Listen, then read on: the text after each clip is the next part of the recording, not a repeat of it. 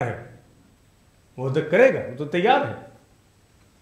नहीं, प्रश्न ये पूछना है, केवल एक प्रश्न, वो ये, मेरी हिडन स्ट्रेंथ क्या है, मेरी हिडन वीकनेस क्या है। इस सवाल का जवाब कोई सामान्य एस्ट्रोलॉजर नहीं दे सकता, केवल वो एस्ट्रोलॉजर दे सकता है।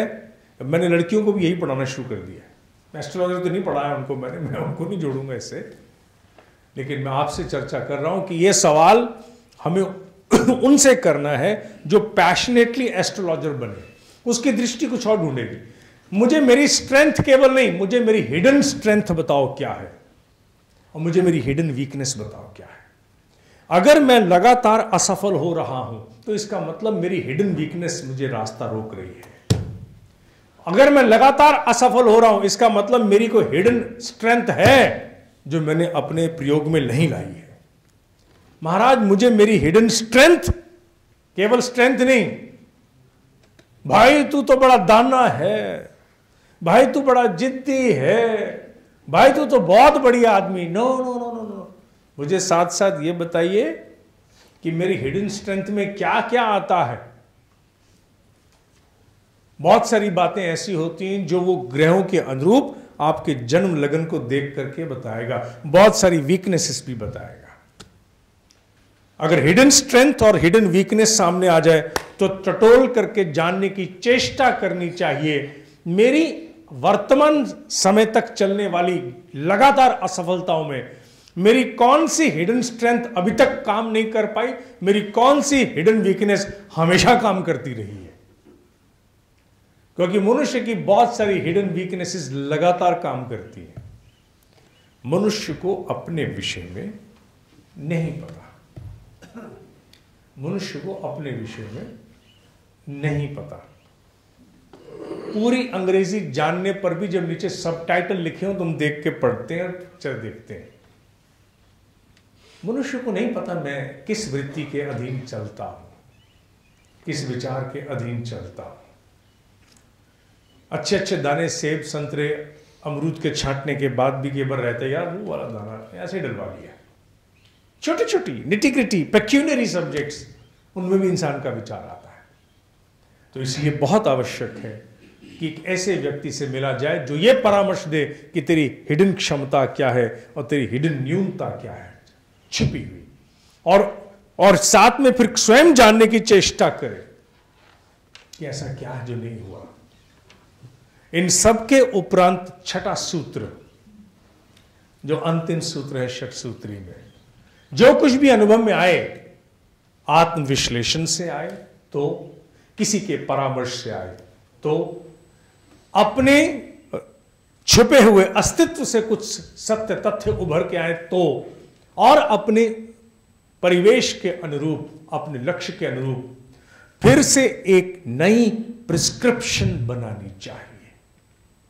एक नई प्रिस्क्रिप्शन। डॉक्टर जब मरीज से सवाल पूछता है तो गले में खराश भी है, पेट भारी भी है, रात नींद भी नहीं आई, पैरों में सूजन भी थी, तो 4-5 चीजें गोलियां बनाता है प्रिस्क्रिप्शन के अनुसार। ये आपके पेट के लिए है, ये स्वेलिंग के लिए लिख दी मैंने, ये एसिडिटी वाली भी, ये फलाने भी लिख दी मैंने, 4-5 गोलियां लिख देता है।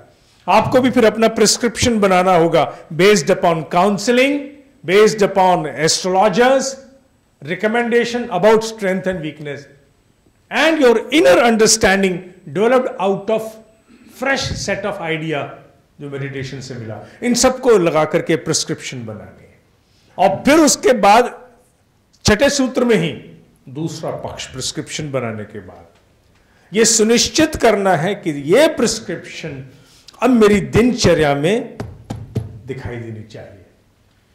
दवाई का प्रिस्क्रिप्शन लिखाने के बाद वो बोलता है 1 हफ्ता दवाई खानी पड़ेगी, तो जब 1 हफ्ता दवाई खानी पड़ेगी, एंटीबायोटिक्स का कोर्स क्या कहते हैं, 5 दिन सुबह दोपहर शाम आपको ये लेना है कैप्सूल एंटीबायोटिक का।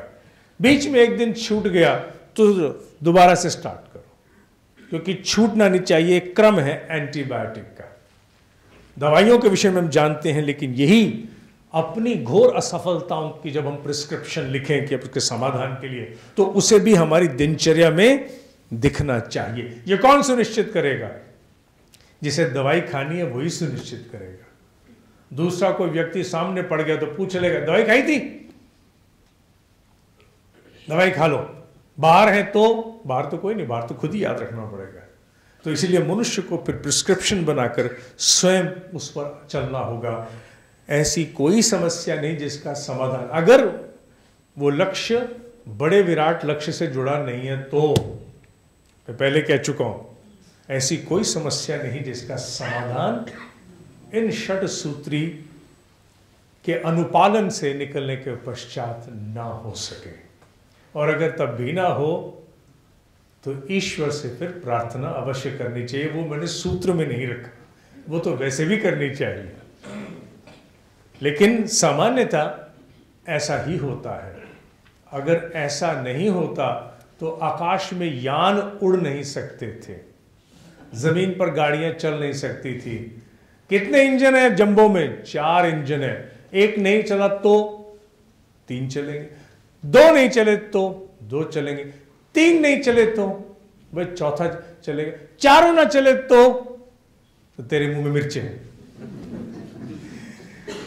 उसी प्रकार ये कुछ आधार लेकर के ही मनुष्य को आगे बढ़ना पड़ता है कि अगर मैंने षट सूत्री का अनुपालन किया है तो निश्चित रूप से अगर आकाश में बोइंग उड़ सकता है 500 आदमियों को लेकर के, मेरा यान भी उड़ेगा और मेरे लक्ष्य की प्राप्ति मुझे निश्चित रूप से अवश्य होगी।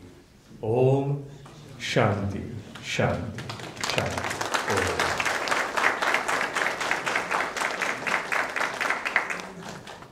घोषणा है।